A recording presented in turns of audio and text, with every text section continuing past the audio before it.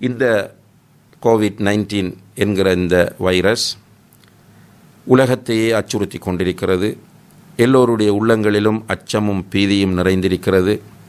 இந்த நேரத்தில் ஒரு சிலர் அவர்களுடைய அறியாமையோ அல்லது ஆர்வமோ தெரியவில்லை, மார்க்கத்தில் இல்லாத பல விஷயங்களை மக்கள் மத்தியிலே பரப்பி கொண்டிருப்பதை நாம் பார்க்கிறோம்.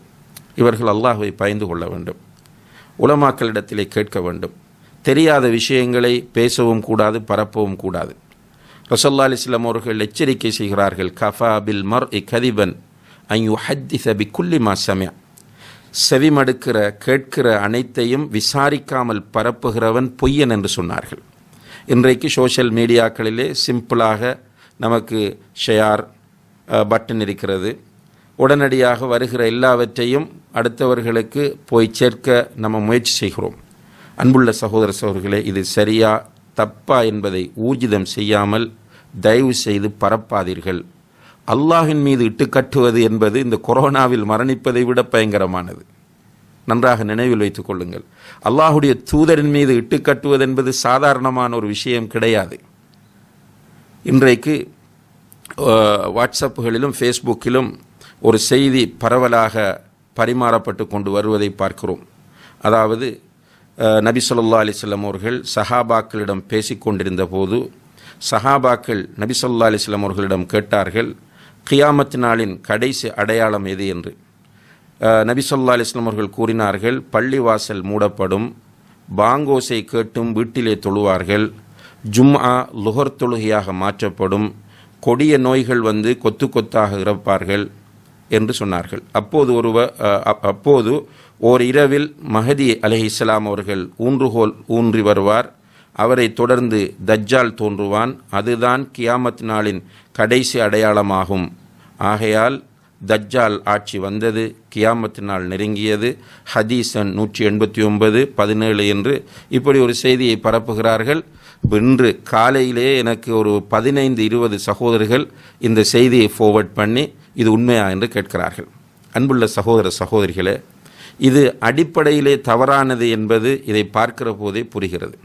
இரண்டாவதாக, இது ஹதீஸ் என்று போட்டிருக்கிறது, எந்த ஹதீஸ் கிதாபில் வந்தது என்பது குறிப்பிடப்படவில்லை. இப்போ வருகிற எல்லாவற்றையும் நம்ம உள்வாங்க வேண்டும் என்கிற அவசியம் கிடையாது. முதலிலே வாரத்தை இக்னோர் பண்ணிவிட்டு டிலீட் பண்ணிவிட்டு நம்ம உட்கார்ந்துட்டோம் என்றால் விஷயம் நம்முடைய அகீதா தெளிவானது. அல்லாஹ் இப்போ ரசூலுல்லாஹி அலைஹி வஸல்லம் அவர்கள் இந்த தாவூன் என்ற தொற்று நோய்களுடைய அந்த நிலைமையை பற்றி சொல்லும்போது அழகாக சொன்னார்கள், யார் ஒருவர் எந்த ஒன்றும் அல்லாஹ் நாடியதை தவிர வேறு ஒன்றுமே நடக்காது என்ற அந்த உறுதியான நம்பிக்கையோடு அல்லாஹ்விடத்தில் கூலியை எதிர்பார்த்து பொறுமையாக இருக்கிறாரோ அவருக்கு ஷஹீதுடைய அந்தஸ்து என்று சொன்னார்கள். அப்போ நம்ம தெரிந்து கொள்ள வேண்டிய விஷயம், அல்லாஹ் நாடாமல் எதுவுமே நமக்கு நடக்காது என்பது. நம்ம முன்னெச்சரிக்கையோடு இருக்க வேண்டும் என்பது தெளிவான மார்க்க வழிகாட்டல். இருந்தாலும் அல்லாஹ் நாடாத எதுவுமே நமக்கு நடக்காது என்பதும் மிக உறுதியான விஷயமாகும். எனவே இவ்வாறான செய்திகள் நம்மிடத்தில் வரும்போது உடனே அதை ஷேர் செய்யாமல் தயவு செய்து அழித்து விடுங்கள். இந்த செய்தியை பொறுத்தவரையில், இப்போது நான் படித்து காட்டிய இந்த செய்தியை பொறுத்தவரையில் எந்த ஒரு ஹதீஸ் கிதாபிலும் இப்படி ஒரு செய்தி கிடையாது. இப்போ சில ஹதீஸ் புத்தகங்கள் இருக்கின்றன, இட்டுக்கட்டப்பட்ட செய்திகள் மட்டுமே அதில் துவக்கப்பட்டிருக்கின்றன. அந்த ஹதீஸ் கிதாபுகளில் தேடி பார்த்தாலும் கூட இப்படி ஒரு செய்தி கிடையாது. இப்போ என்ன நோக்கத்தோடு இதை பரப்புகிறார்கள்? இப்போ சாதாரணமான ஒரு விஷயமா?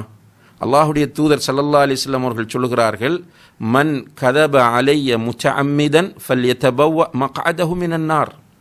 யார் ஒருவர் என் மீது வேண்டுமென்று பொய்யை இட்டுக்கட்டுகிறாரோ அவர் தன்னுடைய இருப்பிடத்தை நரகத்தில் தேடிக்கொள்ளட்டும் என்று சொன்னார்கள்.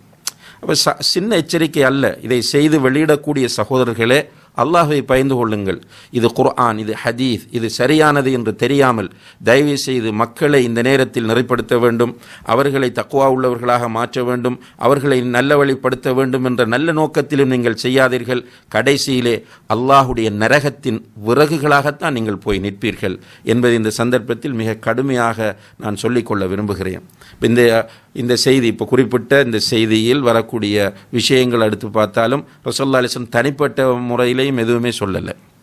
பள்ளிவாசல் மூடப்படும் என்றால், இப்போ இமாம் தஹபி ரஹிமஹுல்லா அவர்கள் ஒரு பிரபல்யமான வரலாற்று ஆசிரியர், அவர்கள் தன்னுடைய தாரிகுல் இஸ்லாம் என்கிற புத்தகத்திலே குறிப்பிடுகிறார்கள், ஹிஜ்ரி 448 வருடம் எகிப்து, ஸ்பெயின் போன்ற நாடுகள் மிகப்பெரிய ஒரு தொற்று நோய் ஏற்பட்டிருக்கிறது. அந்த நேரத்தில் கொத்து கொத்தாக மக்கள் மரணித்திருக்கிறார்கள்.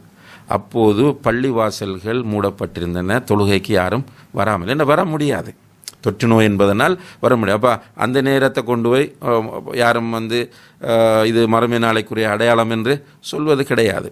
எனவே ரசூல் ஸல்லல்லாஹு அலைஹி வஸல்லம் அவர்கள் இவ்வாறான ஒரு செய்தியை சொல்லவில்லை. இது இட்டுக்கட்டப்பட்ட, இப்போ இந்த எழுதியவரால் இட்டுக்கட்டப்பட்ட செய்தியை தவிர முன்னர் இட்டப்பட்ட செய்தியும் கிடையாது என்பதை புரிந்து கொள்ளுங்கள். எல்லாம் வல்ல அல்லாஹ் ஜல்ல ஷானஹு தஆலா இந்த மோசமான சூழ்நிலையிலிருந்து நம்மை விடுவிக்க வேண்டும். அல்லாஹு தஆலா இந்த சோதனையை நம்மை விட்டு அகற்ற வேண்டும்.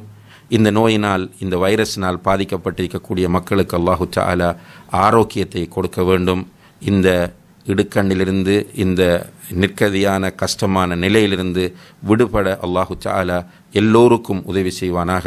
வ ஆஹிரு தஅவானா அனில் ஹம்துலில்லாஹி ரப்பில் ஆலமீன். வஸ்ஸலாமு அலைக்கும் வரஹ்மத்துல்லாஹி வபரகாத்துஹு.